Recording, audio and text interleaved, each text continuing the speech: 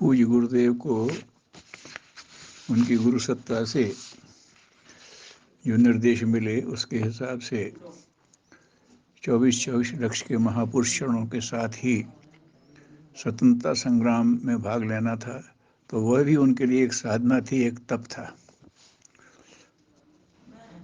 उसका ये पहलू था कि उन्हें समाज में सक्रिय होना था, तो समाज की को विभिन्न दृष्टिकोण से अध्ययन,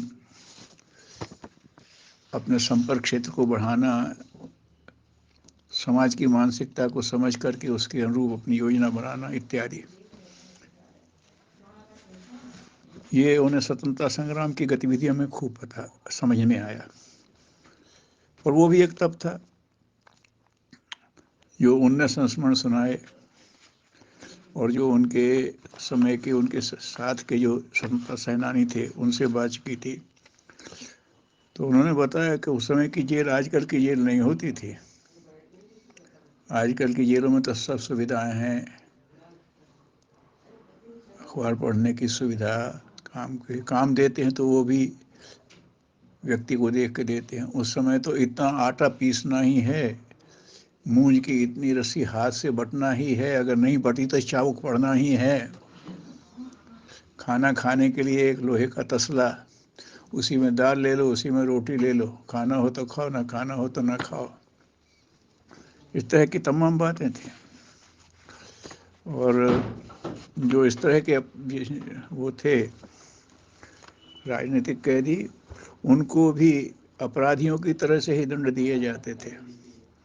उनके लोगों ने बताया बड़ा कठोर, जिन्हें क्रूर यातनाएं की जाती थीं, सत्य उगलवाने के लिए कौन कहाँ छिपा है, इसके लिए वो क्रूर यातनाएं भी दी जाती थी। लेकिन निर्देश था वो साधना में करते रहे, महत्वपूर्ण काम भी संभाले। जब ये लगानबंदी आंदोलन हुआ था तो उस दिन उस साल फसल ठीक नहीं हुई थी, तो लोगों ने कहा था कि लगान माफ़ होना चाहिए। तो राष्ट्रीय नेता उसके लिए प्रयास कर रहे थे, तो उसके लिए आंकड़े देना थे। तो आगरा जिले के सारे आंकड़े लेने की जिम्मेदारी गुरुदेव सब श्री राम मत्त जी कहलाते, उनको सौंपी गई थी।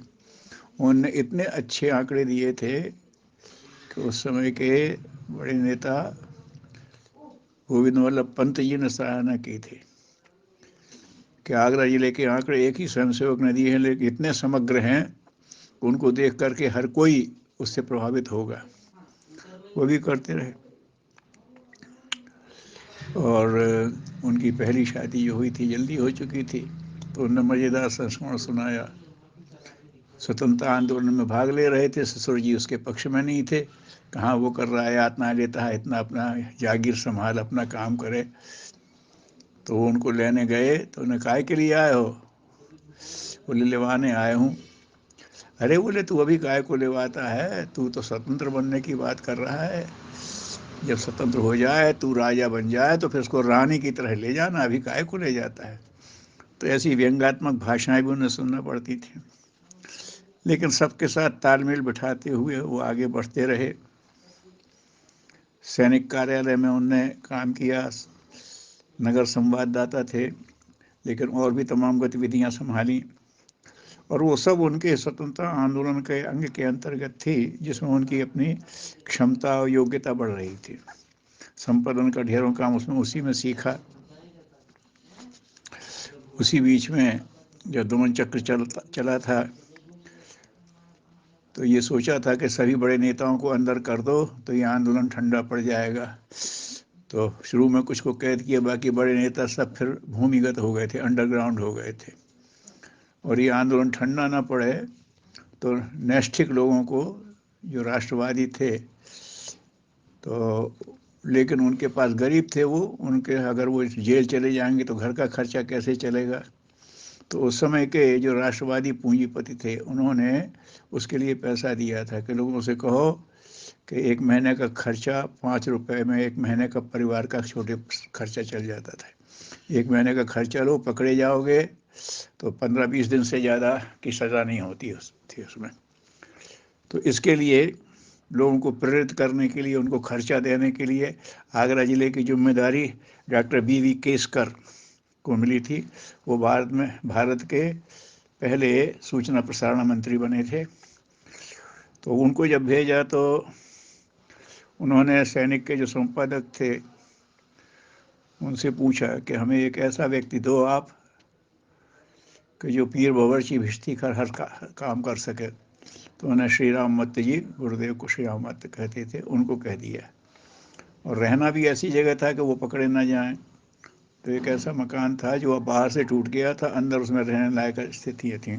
उस खंडहर में रहते थे और केसकर जी अपने ढंग से निकल जाते थे, लोगों को प्रेरित करते थे, वो आंदोलन चलाते रहते थे। वो 1 दिन में 2 दिन में कभी भी आते थे तो उनके पुराने कपड़े धुले हुए रख करके प्रेस करके तैयार करना, जब आए तब उनके लिए भोजन की व्यवस्था करना और सलाह लेना, उसमें भी देना क्या क्या हो सकता है। तो हर तरह का उन्होंने काम किया। डॉक्टर केसकर से उनकी बहुत वो थी और उन्होंने कहा भी था कि आप अब राजनीति में आओ तो आपको तो केंद्रीय उसमें लिया जाएगा, लेकिन गुरुदेव की योजना दूसरी थी। तो वो उस हिसाब से उन्हें अपना काम किया। तो ये उनकी मंजिलें चलती चली गईं और उसी क्रम में उन्होंने बहुत सी चीज़ें सीख लीं जो कि अगले जीवन के लिए ज़रूरी थी। और जब वो सीख लीं तब फिर उन्होंने आगरे से सोचा कि अब अपना काम शुरू करेंगे। तो अखंड ज्योति का पहला अंक 37 में आगरा से ही निकाला था, लेकिन फिर वो रुक गया। फिर वो आगरा छोड़ करके मथुरा आए और मथुरा से क्रम 40 से जो चला 1940 से, तो वो अनवरत चलता रहा। तो ये उनके जीवन के विभिन्न मोड़ थे, मिशन के आप कह लो। तो क्योंकि मिशन तो उनका चल रहा था, देश को स्वतंत्र भी कराना था और स्वतंत्र देश के लिए गरिमामय व्यक्ति भी पैदा करना थे, सामाजिक जागरूकता भी पैदा करनी थी। तो वो काम उनका निरंतर चल रहा था। तो वो भी उनका स्वतंत्रता आंदोलन का जीवन भी मिशन का एक महत्वपूर्ण मोड़ था। ओम शांति।